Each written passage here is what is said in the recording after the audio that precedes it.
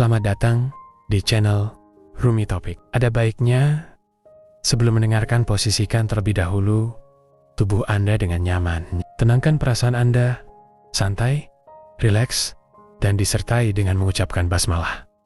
Selamat mendengarkan. A'udzubillahi minasyaitonirrajim. Bismillahirrahmanirrahim. Robbi a'udzubika min hamazati sayatin wa a'udzubika robbi ayahdurun. Robbi shrahli sadri wa yassirli amri wahlul 'uqdatam min lisani yafqahu qawli. Assalamualaikum warahmatullahi wabarakatuh. Alhamdulillahirabbil alamin. Segala puja-puji milik Allah Subhanahu wa taala yang atas rahmat karunia kasih sayangnya. Seperti biasa kita beristiqomah, kita belajar bersama, membuka pikiran bersama, membuka hati bersama, yang insya Allah mudah-mudahan pembelajaran ini menjadi sarana, menjadi wadah untuk kita menuju kepada kesadaran yang lebih baik, dan senantiasa kita tetap semangat untuk terus belajar.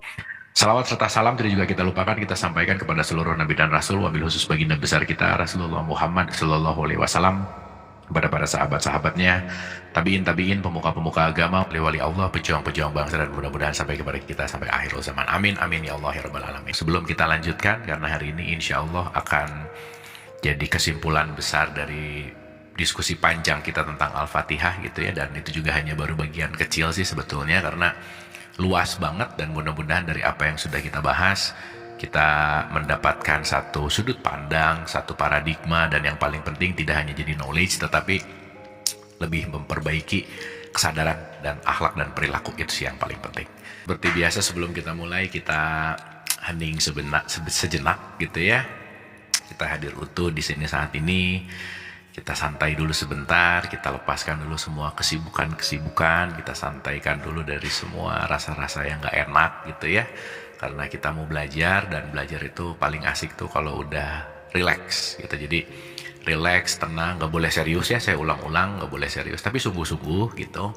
Dan kita benar-benar menghadirkan diri kita utuh di sini saat ini, senantiasa hikmah diberikan kepada kita. Dan kita berdoa dan bermunajat wabil khusus untuk kedua orang ibu bapak kita tentu saja ya, dan kedua orang tua ibu bapak yang tanpa mereka kan kita nggak mungkin ada di sini gitu. Dan siapapun yang terlebih dahulu meninggalkan kita, dan siapapun yang sedang sakit dalam keadaan musibah, senantiasa kasih sayang Allah memberikan keikhlasan, kekuatan, kesadaran, dan yang paling penting hikmah serta keridhaan untuk kita semua. Santai, rileks, dan hening. Pikirannya jangan terlalu sibuk.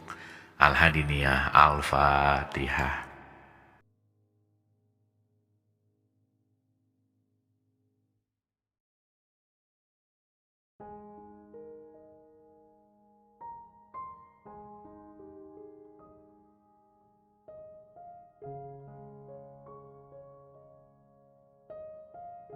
Amin, amin, amin ya Allah ya Rabbal Alamin. Terima kasih, mudah-mudahan kita sudah ada di halaman yang sama, vibrasi frekuensi energi yang sama, dan kita siap untuk sama-sama belajar di siang hari ini.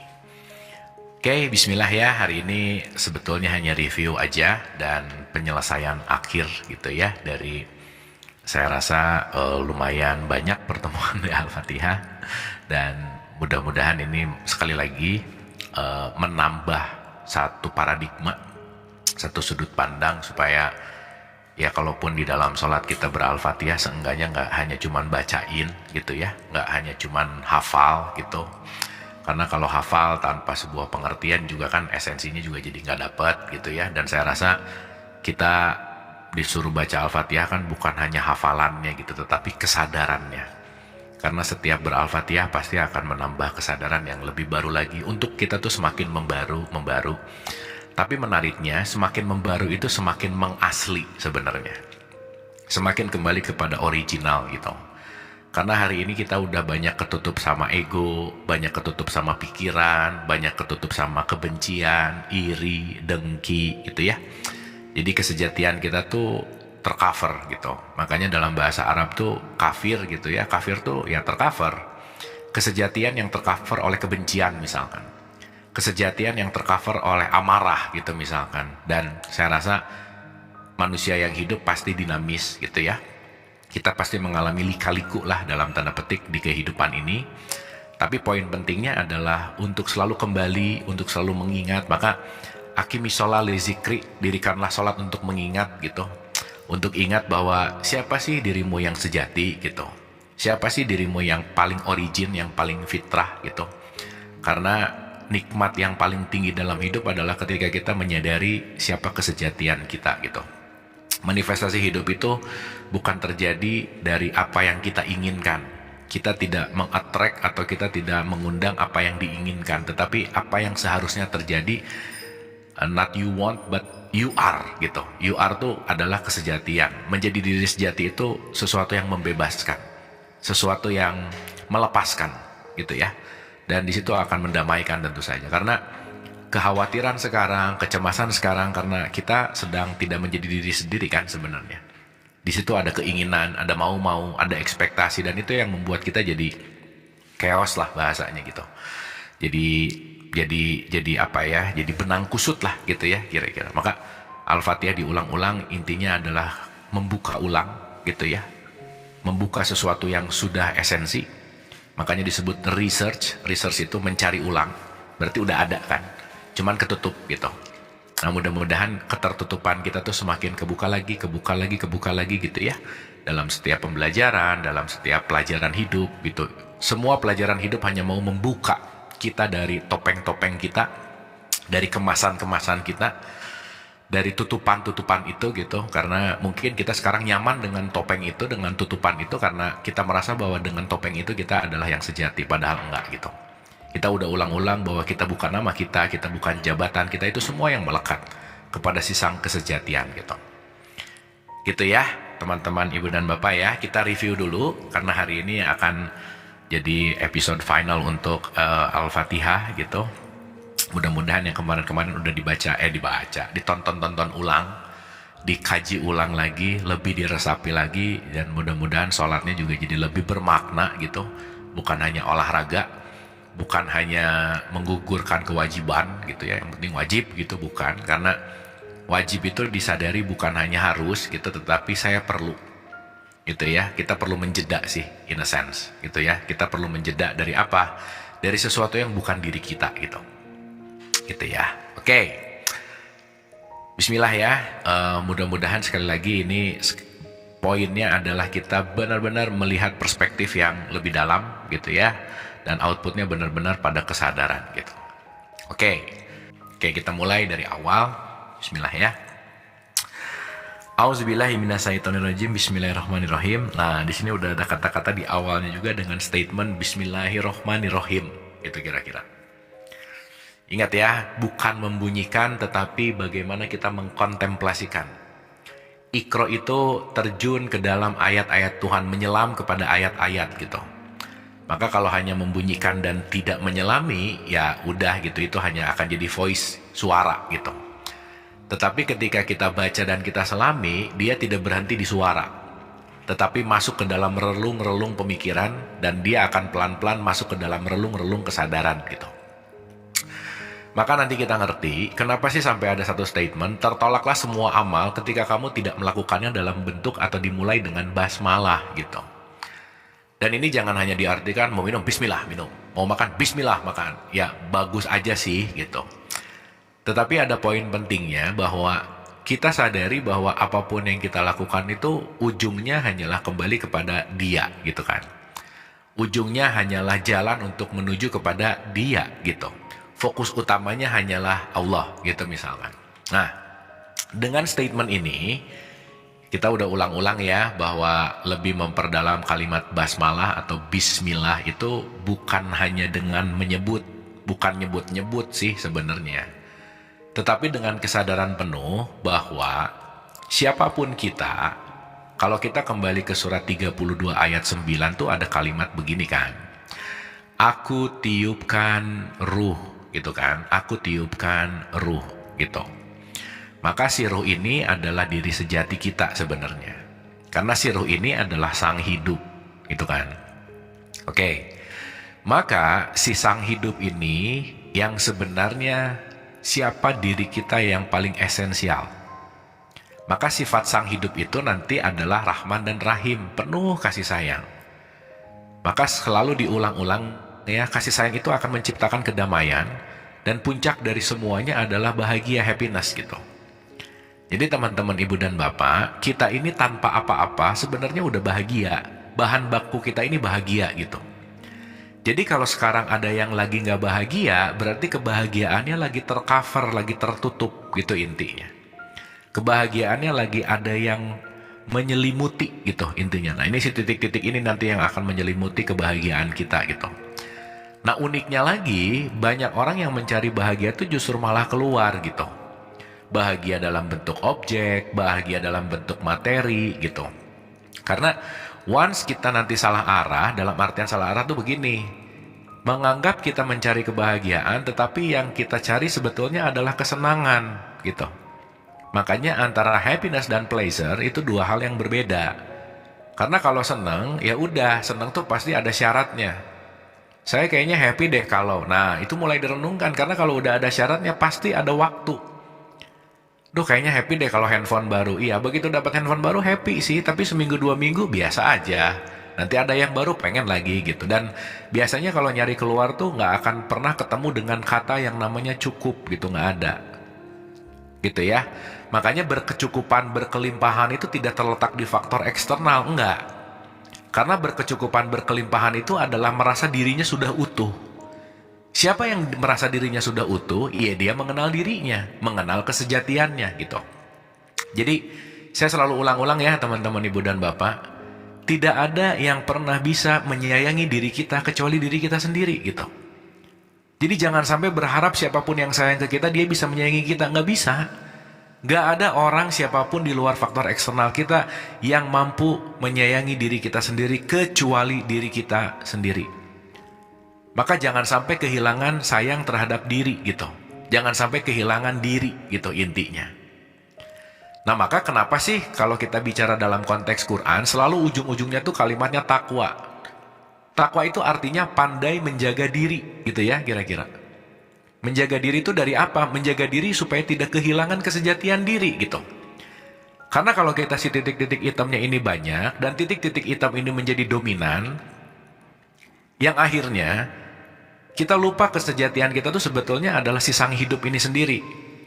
Nah titik-titik hitam ini saya biasa sebut dengan kata-kata drama hidup gitu, gaya hidup. Makanya yang bikin hidup susah itu kan bukan hidupnya tapi banyak gayanya gitu. Banyak ngikut dramanya gitu. Akhirnya nanti kita akan muter-muter di drama terus gitu intinya. Nah nanti muter-muter di drama ini salah satu bagaimana pengertian kalimat terakhir, ayat terakhir di Quran, Iyyaka na'budu wa iyyaka nasta'in ihdinas siratal mustaqim siratal ladzina an'amta 'alaihim ghairil maghdubi 'alaihim waladdallin. Nah gitu. Nanti siapa yang dalam konteks tersesat adalah orang yang selalu muter dalam keadaan atau dalam drama atau dalam gaya hidupnya gitu. Dan dia tidak berhasil atau dia tidak menuju kepada kesadaran sejati yaitu sang hidup itu sendiri gitulah kira-kira. Oke ya, bismillah ya, kita mulai pelan-pelan nih dari awal review sebentar, habis gitu kita selesaikan ayat 7-nya karena saya rasa kita udah bahas panjang lebar tentang ini. Jadi mudah-mudahan setiap sholatnya kontemplasinya lebih dapat gitu. Jadi bukan hanya mengutamakan gerakannya, cepat beresnya, bukan. Bahkan setiap ayatnya diselami gitu. Beda orang berbasmalah paham sama orang berbasmalah cuman bunyi itu pasti beda. Oke, nah dalam konteks di sini Bismillahirrohmanirrohim ini adalah meningkatkan kesadaran bahwa siapapun kita hanya sedang melakukan dalam konteks atas nama gitu. Jelas ya? Karena kita ini adalah makhluknya. Dalam perspektif ini kita ini adalah utusannya, khalifahnya gitu. Nah, dalam konteks atas nama ini, artinya siapa orang yang berbasmalah, dia hanya mengatasnamakan Tuhannya, dia hanya mengatasnamakan penciptanya. Berarti kalau kita hanya atas nama, kalau kita hanya menjadi jembatannya, kalau kita hanya menjadi casingnya gitu, hostnya gitu, berarti kan yang primer itu adalah Allahnya gitu intinya. Bukan aku kecilnya, bukan. Bukan si abunya, bukan. Si abunya nggak penting gitu. Siapanya nggak penting. Tetapi kita ini hanya sedang mengatasnamakan. Jangan lupa mengatasnamakan ini kan berat banget sebenarnya. Karena kalau saya mewakilkan siapa, atas nama siapa, berarti saya punya tanggung jawab tuh. Makanya nanti kita mengerti bahwa hidup ini pasti ada pertanggungjawaban.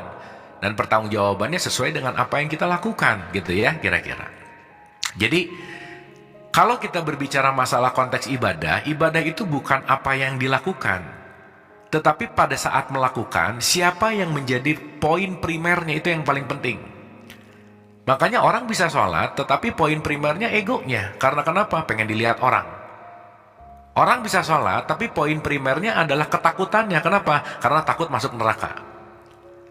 Orang bisa sholat, tetapi poin primernya adalah pahala dan surganya. Kenapa? Karena pengen masuk surga. Itu sama aja nggak disebut ibadah. Kenapa? Karena dia tidak mewakilkan Allah. Tidak menomorsatukan, dalam tanda petik memprimerkan. Karena kenapa? Tujuan kita akhir adalah ilaihi rojiun. Gitu ya kira-kira. Maka di Al-Maun kan diulang-ulang tuh dalam konteks gini. Fawailu lil musholin, celaka bagi kamu yang sholat gitu. Berarti kan tergantung intention, niat. Maka niat itu punya peranan penting. Maka mau sholat itu kan ada niat dulu. Nah, jangan-jangan niatnya juga cuma bunyi gitu. Karena niat itu bukan dibunyikan, tetapi dirasakan, digetarkan dari hati gitu. Nah, makanya kalau kita nggak ngerti niat kita, niatnya hanya dibunyikan dalam bentuk ritual sholat, kebanyakan sholat justru malah tidak memengaruhi apa-apa gitu. Kenapa? Ya balik lagi, karena itu hanya melakukan faktor kegiatan fisik gitu, bukan ruhaninya yang bergerak gitulah kira-kira. Bukan pertumbuhan ruhani gitu kira-kira. Jelas ya? Jadi yang pertama, yuk kita sadari bahwa semua faktor primer dalam hidup ini adalah Tuhan gitu. Kita ini sekundernya. Kita ini wakilnya. Kita ini hanya menjalankan titah dalam tanda petik. Gitu ya. Berarti kita ini penting untuk bersimpuh dan tunduk kepada sang pemilik gitu. Maka orang membunyikan basmalah itu dengan kesadaran, maka basmalahnya tidak bunyi, tetapi basmalahnya jadi perilaku gitu. Artinya, kalau basmalah itu adalah atas nama Allah yang memiliki sifat pemurah lagi maha penyayang, Rahman dan Rahim, maka ciri-ciri orang yang basmalahnya oke, pasti sifat Rahman Rahimnya Allah tuh ada pada diri kita gitu. Gitu ya. Maka kita akan menjadi sumber yang akan memancarkan Rahman Rahimnya Allah, gitu intinya. Clear ya? Jadi mudah-mudahan basmalahnya nih nggak asal bunyi gitu, tetapi benar-benar diresapi, dijiwai untuk disadari bahwa berbasmalah hanya untuk mewujudkan sifat yang disebut Rahman dan Rahim, kasih dan sayang, di mana ingat kita ini adalah hamba, kita ini adalah utusan, kita ini hanyalah wakilnya. Gitu ya. Berarti faktor primernya itu adalah Allah, gitu intinya. Maka dalam bahasa trennya sekarang sering disebut mencari ridho Allah. Itu ya, karena ya itu sang primernya ada di situ gitu. Nah, kalau kita udah punya kesadaran ini, muncul output yang kedua. Bahwa alhamdulillah Hirobbil alamin. Alhamdulillah Hirobbil alamin. Semua puji, semua apapun itu bentuk daripada Robnya Allah, gitu kira-kira. Oke, di satu sisi diartikan segala puji bagi Allah, benar. Tetapi kita memahami Robnya Allah itu kita memahami agak lebih dalam sedikit gitu ya. Kita udah ulang, tapi kita ulang lagi sekarang gitu, sekali lagi. Oke. Teman-teman, ibu dan bapak yang dirahmati oleh Allah, ini pengertian yang simpel dulu. Alhamdulillahirabbil alamin, sekali lagi, semua puji itu bukan disematkan kepada si hambanya, tetapi kepada pemilik hambanya. Jadi kalau ada orang ngomong, "Ih, kamu baik deh," jangan GR. Yang baik itu bukan kita gitu, tapi sang pemiliknya. "Ih, kamu hebat deh," alhamdulillah. Jadi ngomong alhamdulillahnya tuh langsung dibalikin ke pemilik gitu. Supaya semua pujian itu tidak melekat kepada diri kita, sehingga nanti kita jadi haus pujian, jadi ngerasa kita yang bisa gitu ya. Karena kadang-kadang ketika kita nolong sih gitu. Tapi begitu nolong, cerita ke temannya bahwa itu tadi orang kalau nggak saya tolong mati deh, itu gara-gara saya tuh dia selamat. Nah, jadi akhirnya kita ngerasa berjasa gitu. Dan begitu kita ngerasa berjasa, ngerasa bisa, ngerasa mampu, nanti yang bahaya adalah egonya yang akan muncul. Aku kecilnya akan muncul. Nah, lama-lama egonya membesar, eksistensial Tuhan di dalam diri kitanya jadi menurun. Volume Tuhan di dalam diri kitanya jadi menurun. Kenapa? Ego yang akan menjadi Tuhan yang baru gitu kira-kira. Akhirnya ngerasa bisa, ngerasa sombong, ngerasa mau, ngerasa mampu gitu kira-kira. Maka alhamdulillah diulang-ulang untuk menyadari bahwa kita tuh esensialnya nggak bisa apa-apa, nggak tahu apa-apa sebenarnya. Gitu ya. Dalam artian semua itu adalah apa yang diberikan oleh Sang Pencipta, oleh Allah gitu intinya. Nah, berarti di sini kan kita lagi diajarin apa sih? Minimal humble gitu. Jangan ngerasa mampu gitu. Apalagi sombong. Dimana humble ini berarti juga kan less judgment. Jangan cepat menilai, jangan merendahkan. Kenapa? Karena kita nggak benar-benar bisa menilai siapapun kok, gitu intinya. Gitu ya. Maka penilaian itu nanti kita sadari bahwa nilai akhir itu hanyalah di titik final. Ketika kita sekarang lagi proses belajar, yang nggak bisa dinilai. Maka jangan cepat-cepat mengkafirkan orang, jangan cepat-cepat menerakakan orang. Kan lagi ongoing proses gitu. Gitu ya. Dan setiap proses itu pasti punya kurikulumnya masing-masing, nggak bisa memaksakan. Nggak bisa merubah orang lain juga, gitu intinya. Nah, makanya ketika kita sadar dan kita sangat menghormati setiap proses siapapun, karena kenapa? Setiap pujian itu hanya milik Sang Pencipta, gitu intinya. Jelas ya? Jadi alhamdulillah ini untuk meningkatkan kesadaran, awareness gitu. Oke. Yang kedua, kita ulang nih. Dalam perspektif Allah, kalau kita berbicara dengan konteks yang namanya Allah, itu minimal ada 3 poin penting yang harus kita mengerti. Yang pertama, Allah akan tampil sebagai Rob. Maka, Qul a'udzu bi rabbin nas. Baru dia akan menampil sebagai Malikin nas. Makanya Malik itu setelah ini, Maliki Yaumiddin. Rob dulu, baru Malik gitu intinya. Baru Ilahin nas gitu. Maka bismillahirrahmanirrahim. Alhamdulillahirabbil alamin. Rob nanti jadi Qul a'udzu bi rabbin nas. Nah, jadi nanti buka tutup Quran tuh akan relate banget gitu ya. Nanti insya Allah kita punya waktu sampai bahas Anas gitu. Oh, itu menarik tuh. Gitu ya. Maliki Yaumiddin. Qul a'udzu bi rabbin nas, Malikin nas. Nah, yang kedua ada Malik juga di situ. Baru Ilahin nas, gitu ya kira-kira. Nah, artinya kalau dalam konteks Allah sebagai Rob, mari kita sama-sama sadari, Rob ini artinya sedang mendidik atau mengayomi atau mengajari. Gitu ya. Nah, berarti kita ini adalah hamba-hamba yang gak tahu apa-apa. Makanya di surat 16 ayat 78 dikatakan kamu lahir tuh gak tahu apa-apa. Aku kasih pendengaran penglihatan hati supaya kamu bersyukur. Artinya setiap kejadian hidup itu adalah pendidikan. Makanya saya selalu mengatakan hidup ini adalah the school of life. Jadi nanti beda menghadapi apapun kalau kita sadar bahwa ini adalah pendidikan, ini adalah pembelajaran, ini adalah the school of life. Jadi kalau kita lagi sakit hari ini, itu pasti lagi dididik untuk melakukan atau untuk menyadari sesuatu gitu kira-kira. Sehingga nanti kita tidak punya buruk sangka terhadap Allah gitu. Kadang nanti kalau ada buruk sangka Allah menguji, Allah mengazab gitu. Seakan-akan di situ menyiksa. Bukan. Tetapi dia melakukan dan dia memberikan kepada kita unsur-unsur pendidikan, unsur-unsur pengayoman, unsur-unsur pengajaran. Supaya kita menjadi lebih atau supaya kita melalui proses dengan pendidikan, mengayomi dan seterusnya. Berarti kita jadi terdidik gitu. Berarti kita jadi punya value, jadi punya nilai, gitu kira-kira. Maka knowledge is power, gitu ya. Pengetahuan tuh penting banget, gitu. Bahkan ibadah tanpa pengetahuan itu nggak akan jadi progressing yang baik banget, gitu. Maka dengan berpengetahuan dan kita beribadah dengan berpengetahuan dan kita menuju, itu akan menjadi sesuatu yang sangat esensial, gitu.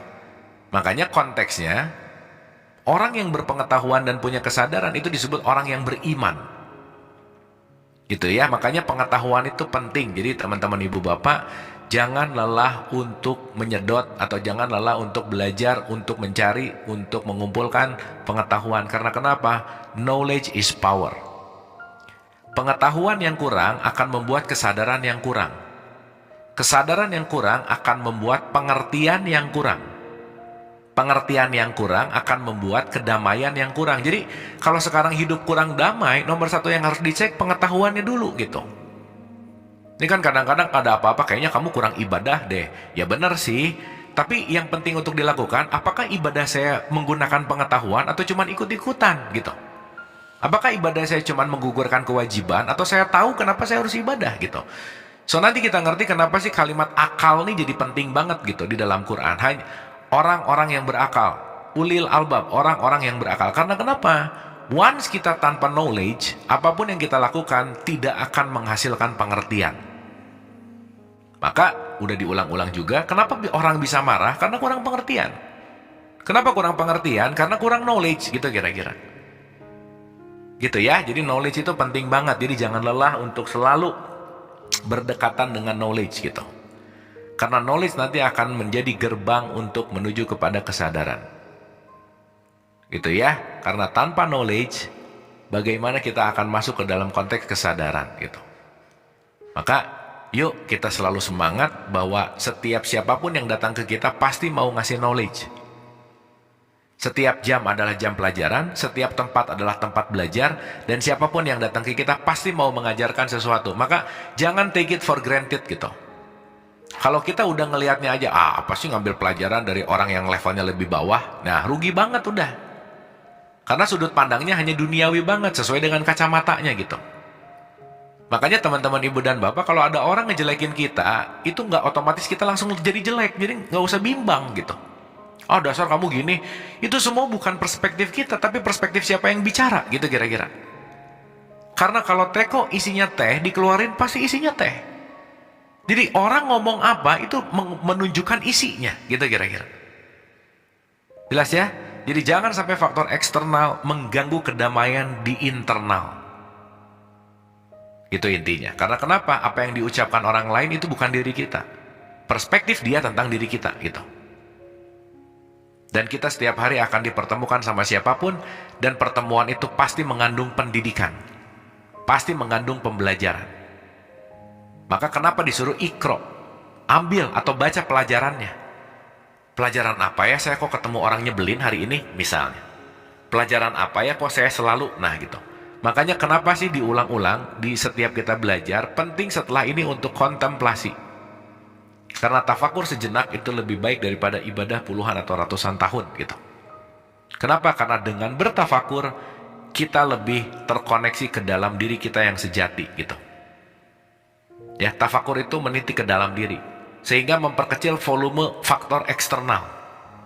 Sehingga kalau volume faktor eksternal makin kecil, kita akan makin mengenal diri gitu kira-kira. Karena hari ini orang yang paling kita nggak kenal tuh diri sendiri gitu. Ada yang bisa sampai tahu gosip rumah tangga orang lainnya gimana, sampai detail banget, sampai gimana. Semua tentang orang lain tahu, tetapi dia kekurangan pengetahuan tentang diri. Nah itu nanti disebut merugi sih gitu. Ya jangan ya, kita jangan terlalu asik nilai keluar, sehingga kita nggak punya waktu untuk mentafakuri diri gitu intinya. Itu sih poin pentingnya. Oke ya teman-teman ibu dan bapak ya, jadi mudah-mudahan ini udah dapet nih. Jadi yang 2 ayat pertama tuh ingat, basmalah kita hanya utusan yang penuh dengan kasih sayang. Jadi our nature-nya diri kita itu adalah sumber, atau itu adalah yang disebut dengan yang namanya kasih sayang gitu. Oke, Ar-Rahmanir-Rahim diulang lagi tuh, supaya Robnya Tuhan tadi, pendidikan Tuhannya tadi lebih melekatkan sifat Tuhan di dalam diri kita, gitu intinya. Jelas ya, saya mau gambarin lagi ya, sekali lagi. Oke, supaya mudah, supaya nanti dapat untuk bisa kita masuk ke ayat berikutnya.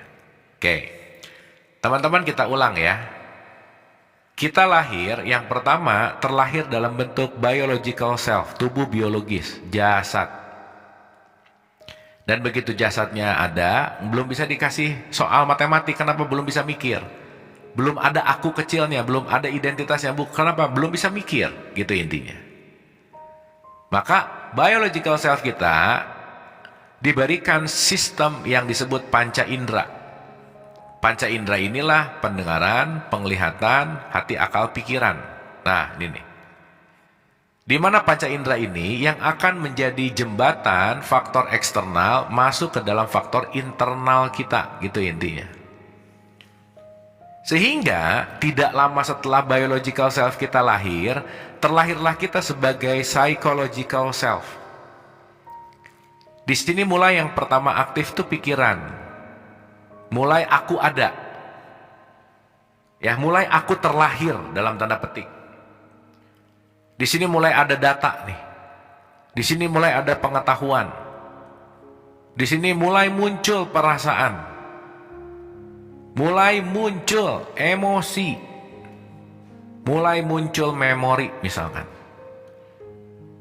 Di mana nanti semua ini akan membentuk identitas.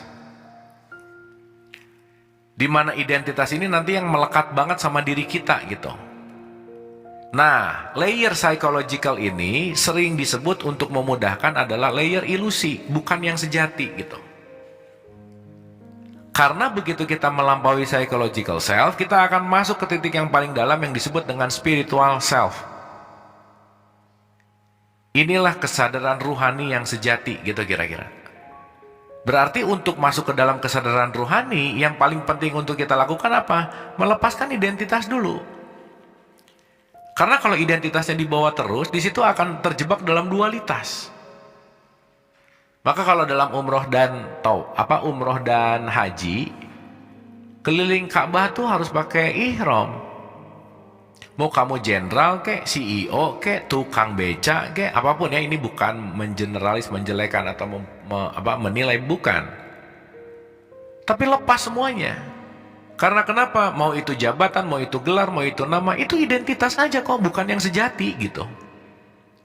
Nah cuman ketika kebanyakan melekat kepada identitas, sehingga ruhaninya jadi kering. Karena nanti identitas ini yang akan membawa, menggapai, mencapai, meraih. Di sini ada ego, ada merasa kurang, ada harus tambah lagi gitu. Yang akhirnya dia jalan, lari terus gitu, tapi nggak sampai-sampai gitu kira-kira. Gitu ya. Maka kalau kita sadar bahwa kita ini sedang melakukan perjalanan ke titik yang paling dalam gitu intinya, berarti kita harus menembus dinding yang paling luar, masuk ke dinding yang lebih dalam, masuk yang lebih dalam. Dan di sini juga nanti layernya banyak banget gitu ya intinya. Wah, banyak aja. Sampai ke titik tertitik, sampai ke puncak di atas puncak, sampai ke cahaya di atas cahaya. It's a long journey. Gitu ya, ini semua adalah perjalanan yang panjang, nggak bisa dipaksain, nggak bisa gitu. Oke ya, jadi artinya once kamu sadar kamu adalah khalifah dan semua kehidupan ini hanyalah pendidikan, setiap pendidikan membawa kamu kembali kepada ke 100%an ruhani gitu. Oke, saya gampangin ya, gini Bu, Pak, teman-teman. Siapa diri kita? Simple, kita adalah ruhani yang tertutup oleh identitas, gitu kira-kira. Maka kesadaran ruhaninya rendah, identitasnya makin tinggi. Kalau di sini 97%, mungkin di sini cuma jadi 3%, gitu kira-kira. Nah sekarang direnungin aja. Setiap hari yang mendrive kita tuh ego kita atau kesadaran kita, itu aja. Karena 97% itu cuma pengulangan. Cuman mengulangi subconscious mind, cuman mengurangi alam bawah sadar yang udah jadi habits gitu kira-kira. Maka nanti hidupnya di situ-situ lagi, loop hidupnya di situ-situ lagi, ketemu orangnya itu lagi, masalahnya itu lagi. Karena kenapa? Kita muter di tempat yang sama, tidak masuk ke dalam progres kesadaran spiritual gitu, let's say, ruhani lebih dalam gitu kira-kira. Maka penting untuk kita memiliki jarak dengan identitas gitu. Nah dalam tradisi Islam, menjarak dengan pikiranmu, menjarak dengan perasaanmu, menjarak dengan emosimu, menjarak dengan memorimu, itu namanya adalah sholat gitu intinya. Jelas ya? Jadi sholat itu bukan urusan gerakan, bukan. Tetapi kesadaran. Karena nanti kita tahu bahwa jarak kepada Tuhan, jarak itu kan ada dua ya simpelnya. Berdasarkan ruang dan waktu, ibu bapak kita bisa seruangan loh sama orang siapapun di dekat kita, mau teman kita, tapi jaraknya bisa nggak dekat banget. Kenapa? Si A lagi chatting sama siapa, si B lagi chatting sama siapa. Duduknya sebelahan sih, tapi jaraknya jauh banget, gitu intinya. Jelas ya? Nah, maka jarak di sini tidak berbicara masalah ruang dan waktu, tetapi kesadaran. Jadi kalau sekarang ngomong Allah di mana? Jauh banget. Jauhnya itu nggak ruang dan waktu. Gimana sih kita mau ngomong Allah jauh, orang dia lebih dekat kepadamu dari urat leher, satu. Kemana saja kamu menghadap wajahku, dua. Aku bersama kamu di mana saja kamu berada, tiga. So we never far away from God, gitu. Kita nggak mungkin jauh dari Tuhan. Cuman tertutup kesadarannya oleh titik-titik hitam ini tadi, gitu. Makanya orang yang banyak mikir banget gitu ya. Nah, itu dia terjebak dalam pikiran tuh. Yang susah move on, baper terus, dia terjebak dalam perasaan. Dan segera kita akan sadar bahwa oh ternyata aku bukan pikiranku ya. Oh ternyata aku bukan perasaanku ya, gitu intinya. Ternyata aku adalah sesuatu di belakang, atau aku adalah sesuatu yang menyadari pikiranku, menyadari perasaan, menyadari emosi, menyadari memori, dan itulah aku yang sejati, gitu. Maka nanti kita tahu bahwa kita penting banget menjaga jarak sama ini semua. Karena kalau nggak dilatih menjaga jarak sama pikiran, pikiran akan sangat menguasai diri, gitu intinya. Jelas ya? Semakin kita menjarak dengan pikiran, semakin kasih sayangnya dia tuh akan aktif, gitu. Jadi ternyata yang membuat kita tidak damai dan tenang adalah pikiran. Ekspektasi nanti muncul dari situ. Maka ekspektasinya tinggi, realitasnya nggak sesuai, sakit hati. Kecewa. Berarti orang yang kecewa adalah orang yang tidak melatih dirinya berjarak dengan pikiran, perasaan, emosi, dan memori. Jadi cepat baper, cepat kecewa, cepat sakit hati. Itu ya, sensitif, sensi gitu orangnya gitu. Dan sorry to say, tipikal orang-orang yang ada di energi level sensitif lah, gampang marah lah, gampang apa dan lain-lain, itu akan menyebarkan energinya ke sekitar. Maka nanti kita akan mengerti teman-teman ibu dan bapak, salah satu nikmat yang diberikan adalah ketika kita masuk ke dalam kesadaran yang lebih dalam, di mana kesadaran yang lebih dalam atau kesadaran ilahiyah ini memancar ke dalam diri kita, maka keberadaan kita ini akan dikangenin sama orang. Maka keberadaan kita ini akan ditunggu sama orang.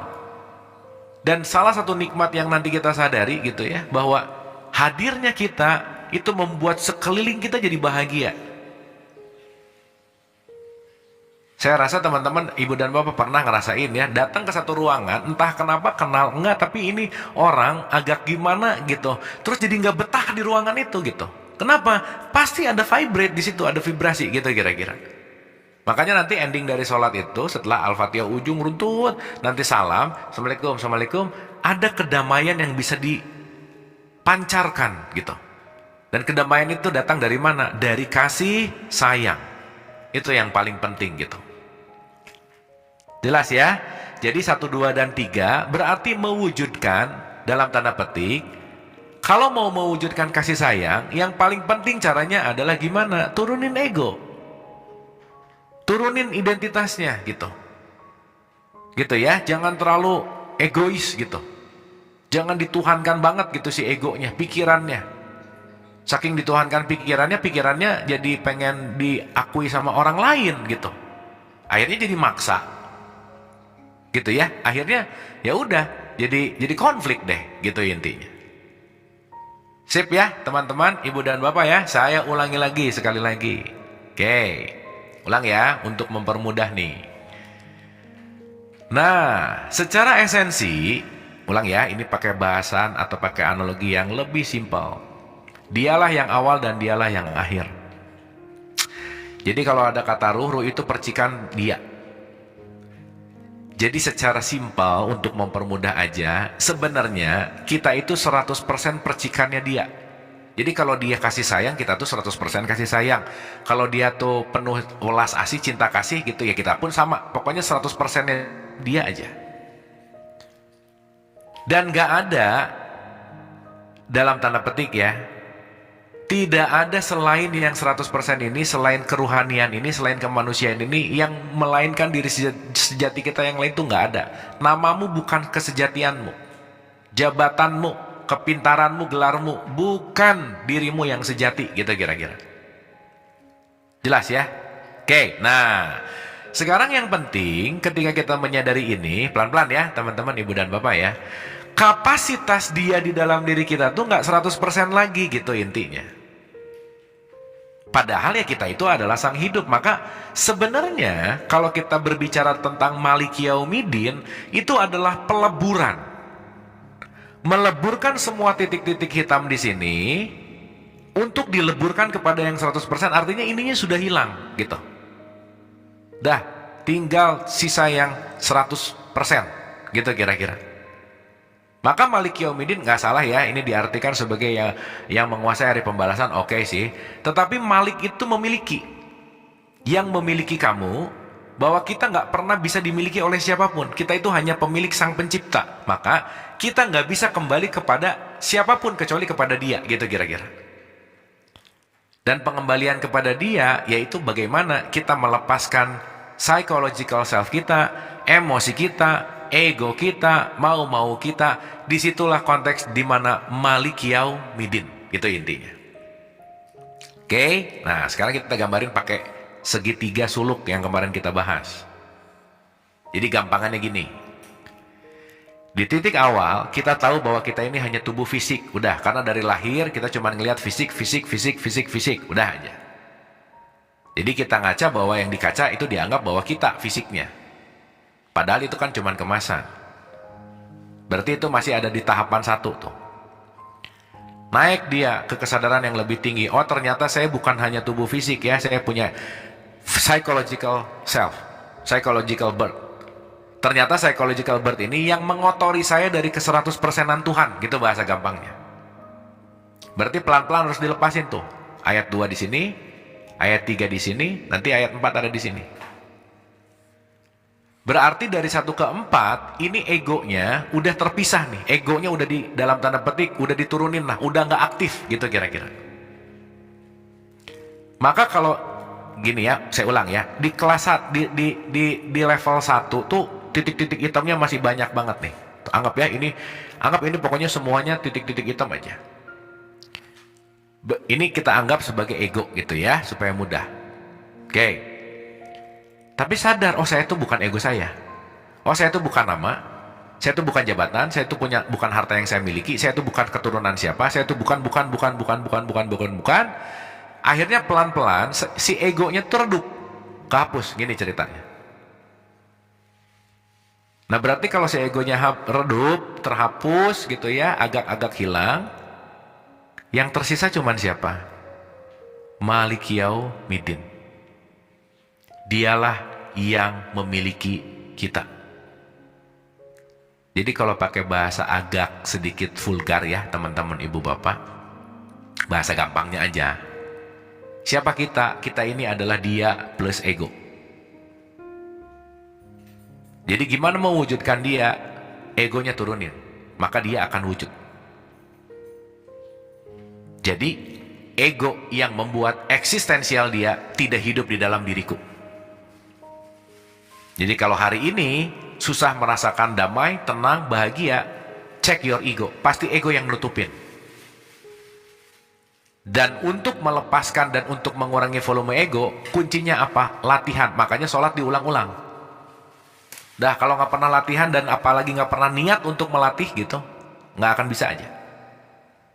Makanya maaf banget ya, usia 80-90 masih banyak yang egonya tuh menutupi kesadaran dia yang sejati gitu kira-kira. Kenapa? Nggak mau ngelatih. Post power syndrome lah, kehilangan berlebihan lah, anxiety lah, stres, depresi, cemas, dan seterusnya. Karena kenapa?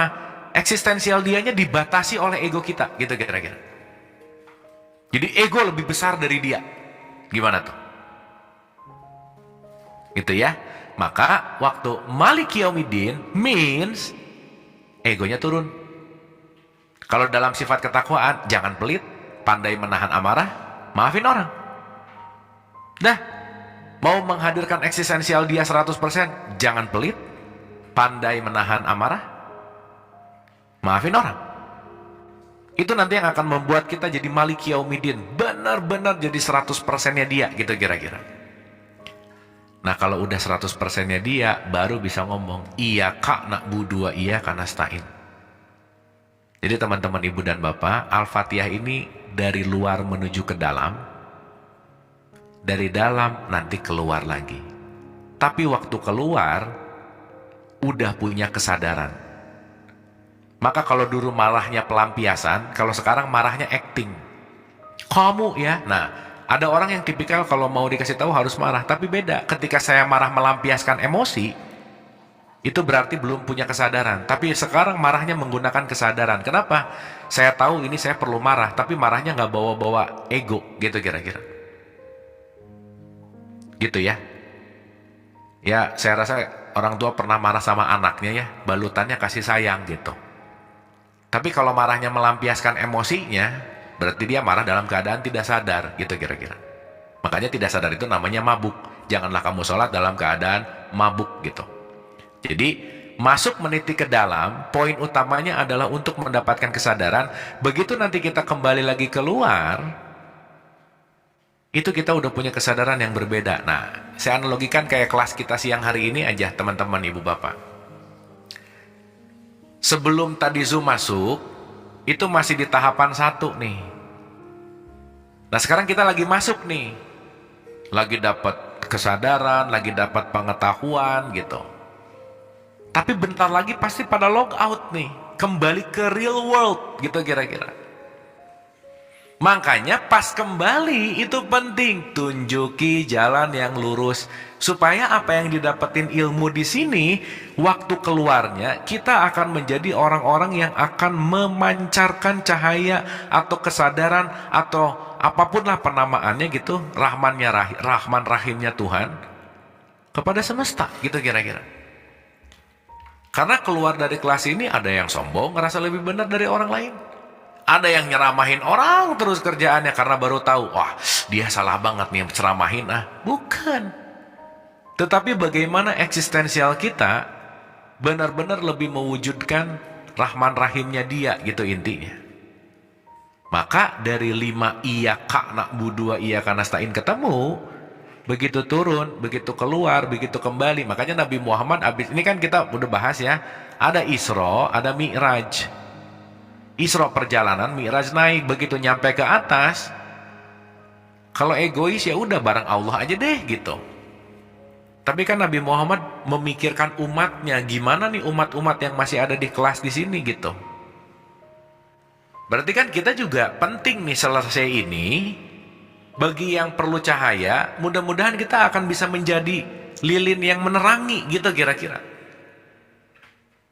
Gitu ya. Nah, tapi nanti ya pasti tunjuki jalan yang lurus karena kenapa? Ya penting untuk tetap menjaga ego gitu. Jadi at least dari 5 turun ke bawah, at least kadar egonya berkurang lah gitu kira-kira. At least ibu bapak kita semua belajar bareng, marah-marahnya nggak se-ekstrim 3, 4, 5 tahun lalu gitulah kira-kira. Jadi kalau belajar gini-gini terus marahnya kita nggak kurang, pelitnya kita nggak kurang, menjudge-nya kita nggak kurang, berarti nggak sukses aja belajarnya, gitu intinya. Karena parameter suksesnya adalah bagaimana psychological self kita, penilaian kita, ego kita adalah turun, gitu intinya. Oke ya, ini udah kita bahas. Terakhir, teman-teman ibu dan bapak, sekali lagi ini yang akan menjadi puncaknya gitu. Jadi ihdinas siratal mustaqim, ya Allah ya Rabbana, tunjuki jalan yang lurus supaya nanti saya bisa menyebarkan pengetahuan ini gitu. Supaya saya turun ke real world, saya turun ke sehari-hari, saya turun bertemu dengan siapapun, bahwa kesadaran ini bisa dipergunakan untuk apa? Untuk membawa nur atau cahayanya gitu kira-kira. Jelas ya? Jadi sekali lagi teman-teman ibu dan bapak, kita sama-sama selalu belajar, sama-sama terus-menerus mengingatkan jalan yang lurus gitu kira-kira. Maka kita penting untuk selalu berdiskusi dan belajar ya, itu intinya.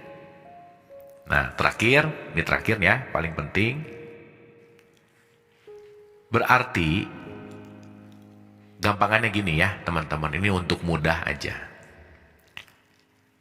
Ini let's say kita Ini let's say ego kita. Kita melihat sesuatu karena tertutup oleh ego, maka yang dilihatnya adalah ego.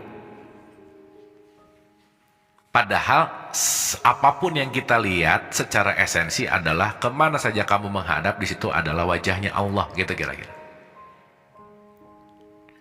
Berarti ketika saya melihat sesuatu, ini banyak sekali nih rangkaian lintasan yang menutupi untuk melihat wajahnya dia, gitu intinya. Maka saya bisa menilai orang lain karena ego saya ngelihat orang ini adalah lebih bawah derajatnya dari saya. Lupa kalau yang kita lihat ini sejatinya adalah dia juga gitu. Karena ini kan proyeksi sebenarnya. Jadi teman-teman ibu dan bapak, yuk kita mulai penting untuk kita menembus dinding ego pikiran kita, supaya kita tidak menggunakan pikiran untuk menjudge apa yang kita lihat gitu. Akhirnya kalau menjudge, di situ ada dualitas. Benar salah, baik buruk, suka nggak suka. Benci misalkan. Gitu ya. Nah berarti kalau sekarang si egonya dua-duanya nggak ada nih ya, refleksinya nggak ada, dia kan hanya direct melihat Tuhan sebenarnya. Maka Al-Baqarah 115, kemana saja kamu menghadap, di situ wajah Allah. Berarti kalau orang yang lebih sadar lagi, ketika dia ngelihat orang lain di luar dirinya, yang dia lihat adalah dia juga.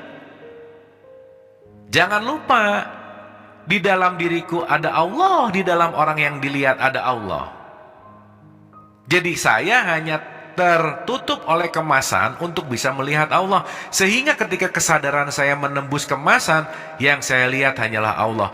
Oh ternyata di dalam dia Allah, di dalam aku Allah. Berarti kita datang dari sumber yang sama. Berarti kita mulai punya kesadaran. Kamu adalah aku yang lain. Kalau aku menyakiti kamu, aku menyakiti dirimu.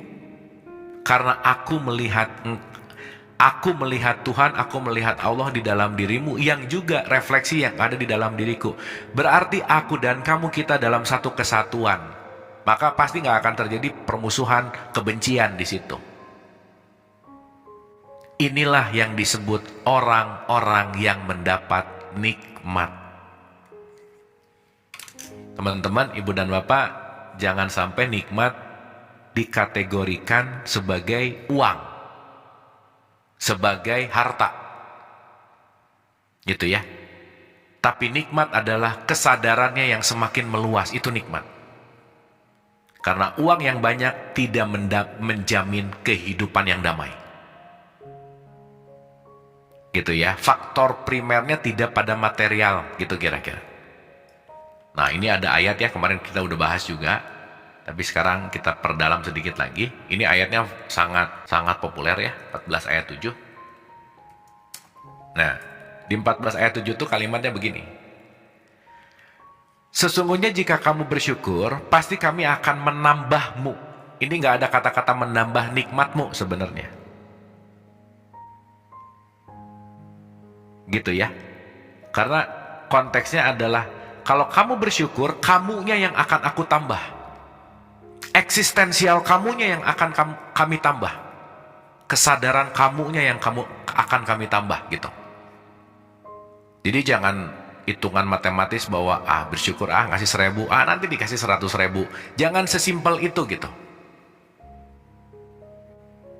Tapi begitu saya bersyukur, kesadaran saya yang akan ditambahkan. Teman-teman ibu dan bapak, hikmah itu adanya di kesadaran. Dan hikmah disebutkan sebagai rezeki yang paling mulia. Karena dengan hikmah akan membuat kita tetap tenang dalam keadaan punya atau nggak punya, dalam keadaan sehat atau sakit, gitu kira-kira. Cuman hikmah. Karena tanpa hikmah, ketika kita dari sehat dikasih sakit, bisa stres. Dari punya nggak punya, bisa stres.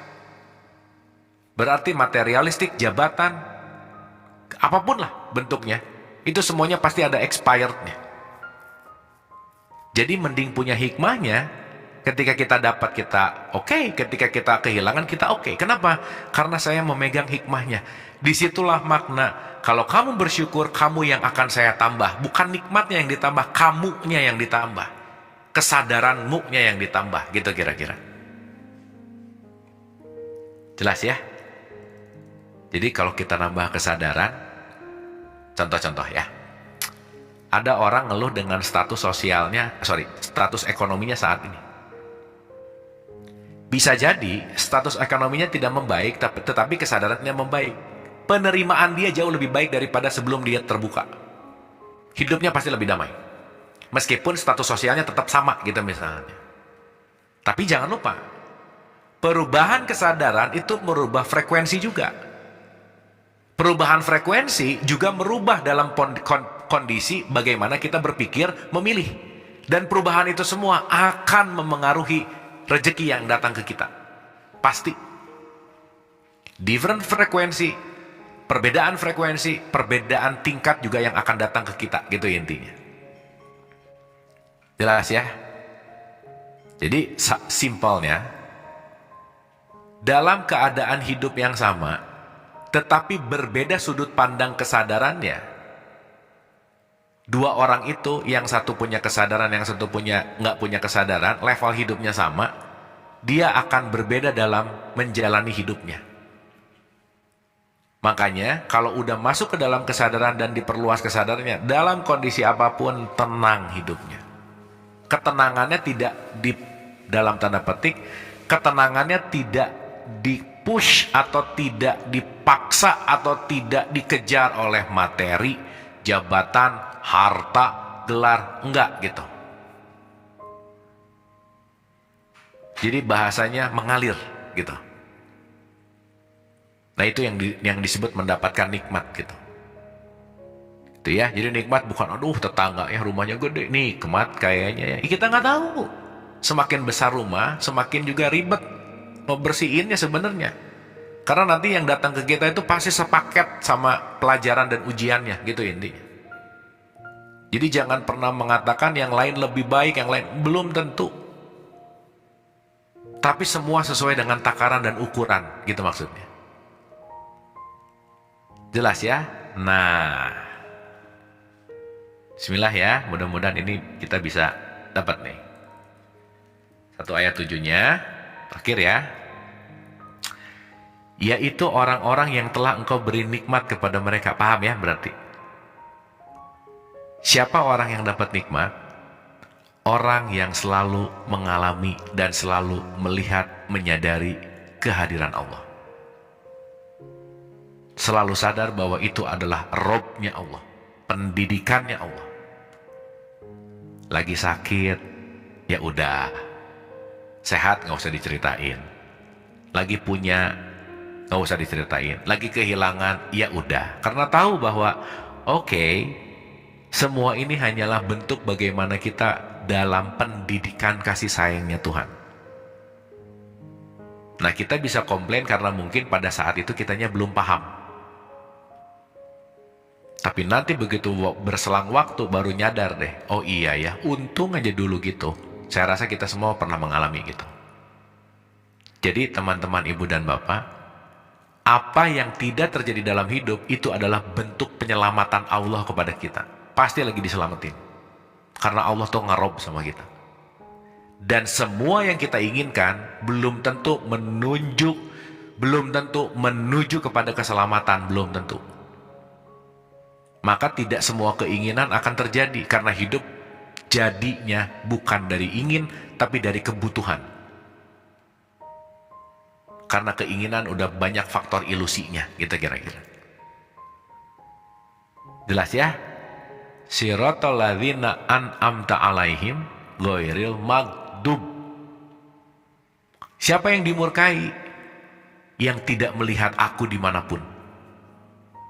Yang lupa terhadap eksistensialku gitu.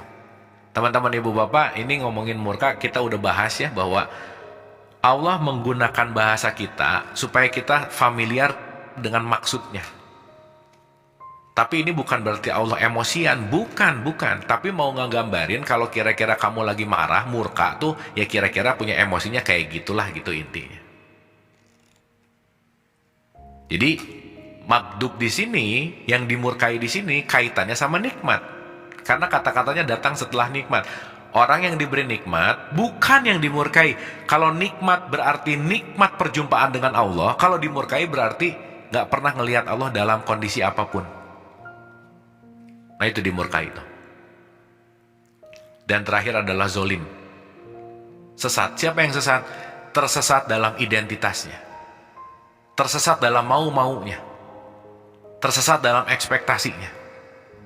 Tersesat dalam ego, hawa nafsunya. Udah, dia akan looping muter-muter di situ terus gitu. Maka kalau kita bikin masalah di kelas 5, di level 5, pemikirannya di level 5, dan pemikiran itu nggak pernah dibesarkan sampai level 6, 7, dan seterusnya, berapa waktu pun yang habis, pemikirannya tidak berubah, masalahnya nggak akan pernah selesai, gitu kira-kira. Makanya Einstein selalu mengatakan, insanity, kegilaan adalah kamu berpikir hal yang sama, tetapi kamu mengharapkan output atau hasil yang berbeda. Nggak mungkin. Change your mind, change your life. Oke, begitu pemikiran kita berubah, hidup kita akan berubah. Karena pemikiran berubah itu akan membawa paradigma yang berubah. Paradigma yang berubah itu akan membawa kesadaran yang berubah. Kita akan melihat hidup dari sudut pandang yang kita belum pernah lihat sebelumnya. Mungkin sebelumnya cuma kelihatannya sepotong, tapi begitu kelihatannya semuanya, that's beautiful. Ternyata itu indah. Yang selama ini kita suuzon gitu misalnya. Duh, jelek banget ya, rugi banget ya, apa banget ya, ngeluh terus gitu. Padahal kalau kita ngelihat lebih helikopter view, kita ngelihat lebih luas, kita ngelihat dengan paradigma yang berbeda, justru di situ kita lagi dalam kondisi dididik oleh Tuhan untuk bertumbuh dengan tumbuhan yang sangat lebih baik dari sebelumnya gitu kira-kira. Jelas ya teman-teman ibu dan bapak ya. Jadi mudah-mudahan nih spirit Al-Fatihah kita bukan spirit bunyi lagi nih sekarang gitu. Dan hari ini direnungkan dulu ya. Dan kita punya waktu. Jadi hari ini kita silahkan direnungkan dulu. Dikontemplasikan.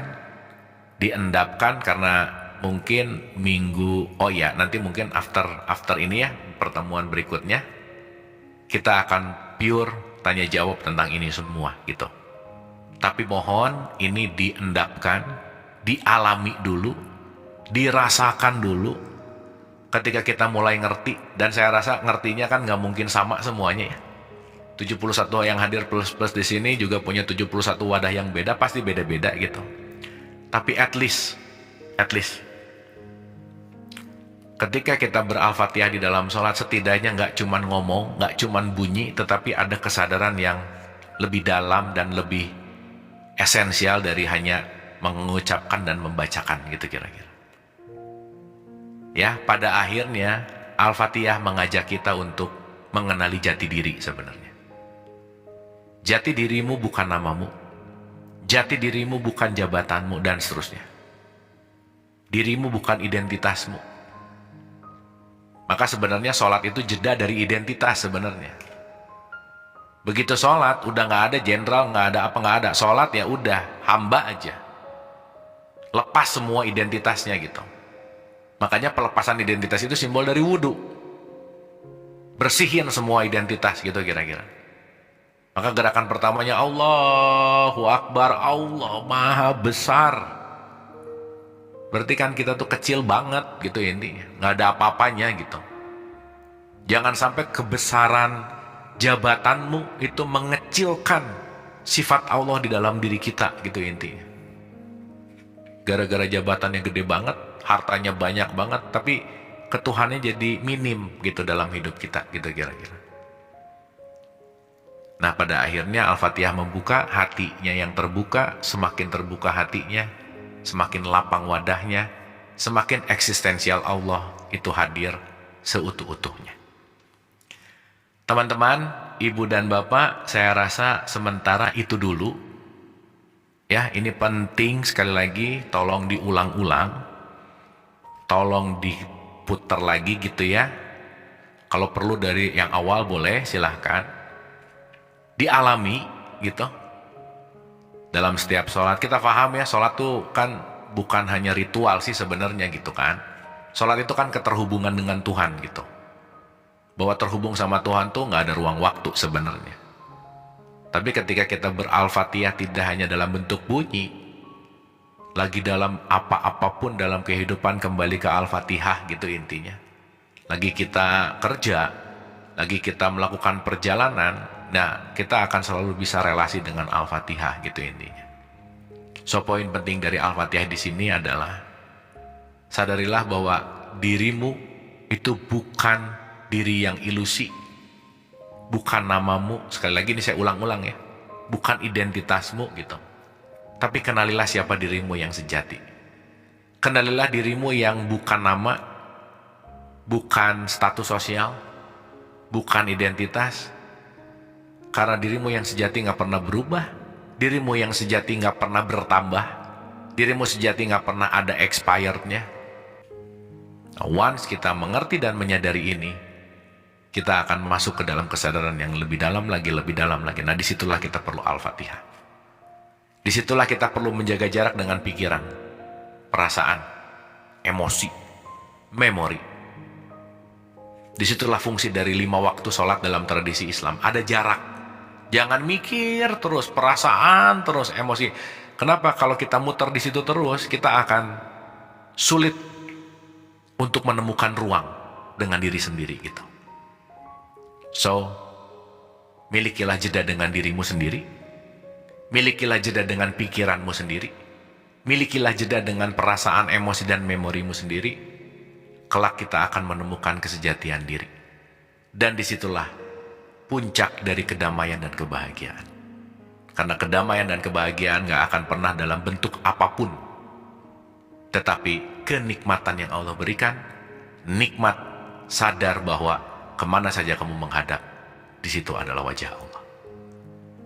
Hatur nuhun, terima kasih.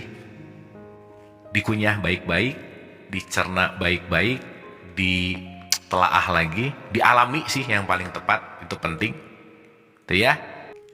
Selamat ber-Al-Fatihah teman-teman, ibu dan bapak. Selalu khusyuk ya, bismillah.